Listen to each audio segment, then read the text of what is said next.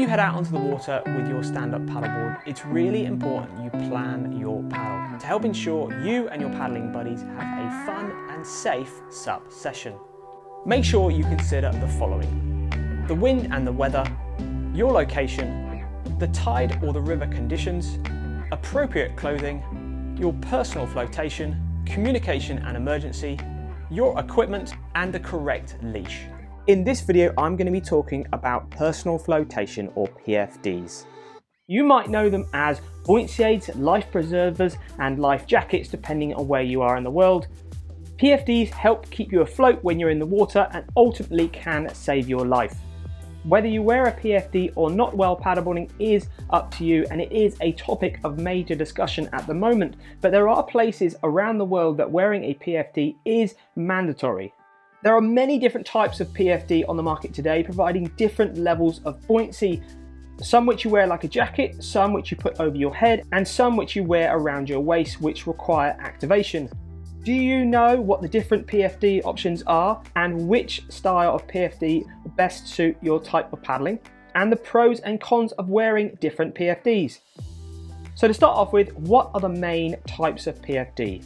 Well, you have three main types. You have a life jacket, you have a buoyancy aid, and you have an inflatable PFD. A life jacket provides maximum buoyancy. Large collars ensure you can float face up in the water even if you're unconscious, helping to prevent you from drowning. Generally, they are much bigger and bulkier though, and they can restrict movement, especially when you're paddling, and therefore generally they're not used when supping. However, they may be a good option for your younger children when they are accompanying you on your board.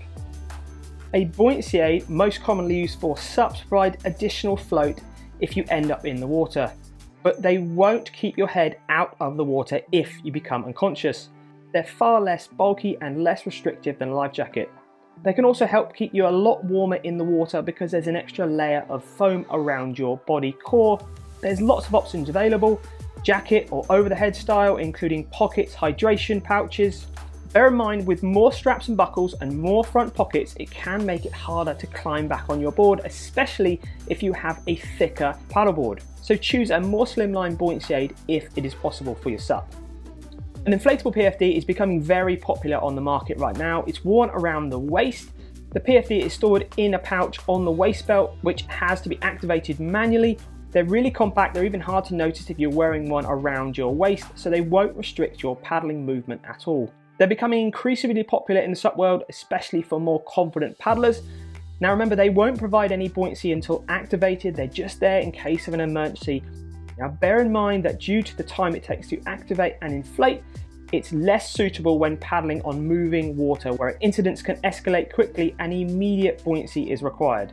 Also bear in mind that some inflatable PFDs inflate to only very simple types of floats, which may not be sufficient in more challenging paddling conditions. So make sure you choose the right inflatable PFD when you are paddling. So just looking at a few case studies to help you identify which type of PFD will be most appropriate. Maybe you're not a particularly confident swimmer and you need a PFD to give you extra confidence, then a buoyancy aid is definitely what you're after. Are you just out for a general paddle, maybe you're going out with your friends, then you can opt for either a buoyancy aid or an inflatable PFD. If you're going to be paddling an area which requires a personal flotation device like a lake or reservoir, they will generally accept a buoyancy aid or an inflatable PFD. Are you going to be paddling in moving water, including tidal estuaries, then definitely a buoyancy aid again is best. Are you an explorer who's fairly confident on the water, but you need to know that you've got that extra protection and safety just in case an emergency happens, then an inflatable PFD is best. If you're going to be going out SUP surfing, it isn't really recommended to wear any type of PFD because you need to be able to dive under the waves nice and easily and not get pulled back in towards the shore. Waist belt PFDs generally come in one size that are adjustable, but you can find buoyancy aids are in multiple different sizes, colours and styles. It is really important that your buoyancy aid is the correct size and buoyancy for your weight. If it's not, it won't do the job it's designed for. Either it'll be too small and provide you insufficient buoyancy, or too big and it won't fit correctly. It's important to try it over your paddling clothes to ensure that it's the right size and it comfortably fits. If it's uncomfortable, you just won't want to wear it, and definitely you will not want to paddle in it. So try a few on, find out which one fits you well. Make sure it's a snug and comfortable fit, all the straps are adjustable and they're fastened appropriately, starting at the bottom strap. If it's too loose or just a bad fit, it'll rise up over you in the water, making it less effective and more challenging again to swim and climb back on your board. And if it's got extra pockets or extra fastenings in front of you, make sure they're not going to interfere with your paddling or the ability to climb back on your board. And remember, buoyancy aids, like all things, they do have a lifespan, so it's worth replacing your buoyancy aid or getting it float tested to ensure it's still up to the job. If you're choosing to use an inflatable PFD, make sure you know how to operate it quickly so you can, in an emergency, trial it beforehand, but bear in mind once you've inflated it, you'll need to have the canister replaced before you can use it again. Do an annual check, inflate it, leave it overnight, ensure that there's no punctures and the gas canisters are checked and replaced if necessary. I know PFDs can seem a lot of money and hopefully you may never actually need to use it, but ultimately they're there to help save your life. Just make sure before you splash out your hard-earned money, you think about what type of PFD will best suit you and your paddling, and then you'll definitely be more inclined to wear it.